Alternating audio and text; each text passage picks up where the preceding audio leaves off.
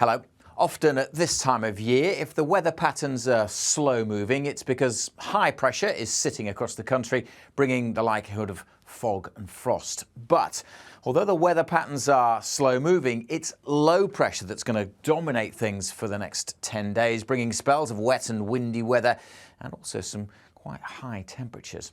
Here is the big picture at time of recording. We've got this large area of low pressure. It's a mature feature, as we say, which means it's been around for a while. It's not moving very far very quickly. And the reason it's not shifting is because of the position of the jet stream, which is driving south through the Atlantic and creating this U-shape or this trough, allowing this low just to mill around in here. But on its western flank, just driving up other weather fronts, which will bring some spells of rain across the country over the next few days.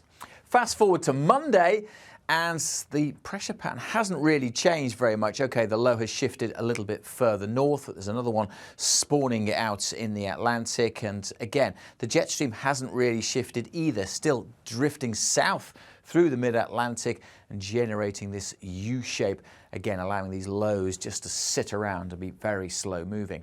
So if you run through the sequence over the next 5 days, this low kind of sits around on its western flank. Other pulses of rain, these weather fronts drift their way northwards. The low itself does head in towards the UK, but then another one kind of generates in its place, and that also then drifts northwards during the course of Sunday. So you can imagine with low pressure heading up from the southwest, weather fronts will be spreading their way northwards across the UK, bringing bands of showery rain, and the isobars often squeezing together, bringing spells of gusty winds as well.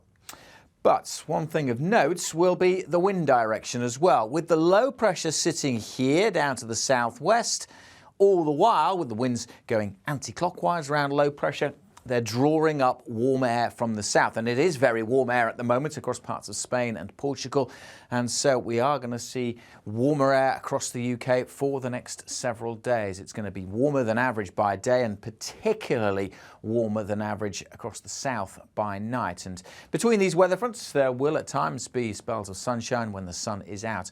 I say it's really going to feel quite mild. So, can't put too much detail really on for the next few days, but broadly speaking, we know what's going to happen. Bands of showery rain drifting their way from the southwest to the northeast. Often it'll be quite gusty, but all the while it's going to be fairly mild, especially so at night. What happens beyond the next 5 days as we go into next week? Well, it's likely that pattern may well continue. The jet stream may well remain in a similar position. There's that low as we head through Monday. We talked about it earlier. Another one just starting to form and replace and regenerate again out to the west. The lows have shifted perhaps a little bit further north. Still got that jet stream driving south and bending round. So again, we are likely to see this repeating weather pattern as we go through next week, just with perhaps a subtle shift of those lows being a little bit further north. And that's borne out when we run the computer models several times and look at the probability of which pressure pattern will be dominating across the UK. Dates going forward along the top there, previous computer model runs going down the side. This is from the European model. Blue means low pressure, and if anything, through the middle of next week, the blues get darker, suggesting a very strong signal that low pressure will dominate our weather through next week.